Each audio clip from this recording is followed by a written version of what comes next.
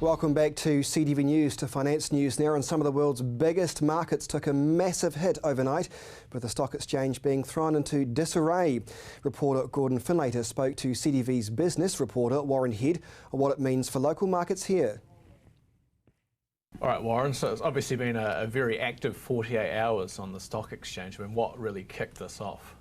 Really started before the weekend, Gordon, when a little bit of data out of China seemed to suggest that once again things were not quite right in that economy, and could we start to believe the numbers that we're hearing from China about this data, and how deeply did that run? So, you know, the rest of the world got over it, but in the United States they started to get a bit jittery about that, and then it was all on through our weekend, and so the American market and the European market had a bad day on our Saturday.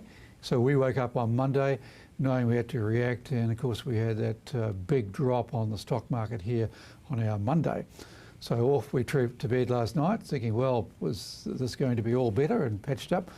And of course it hasn't been at all, because we had more developments overnight, quite significant developments overnight. Earlier today, the Kiwi dollar fell to near 64 US cents, its lowest since 2009, something that won't concern some exporters.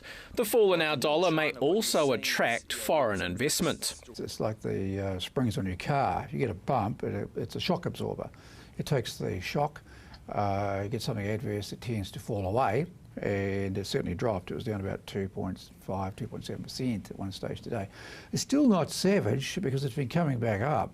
It was about 65 cents against the US dollar at lunchtime, and that's quite encouraging because it means we've got a bit of headroom still to go, so it might trend down further and further towards that 60 mark.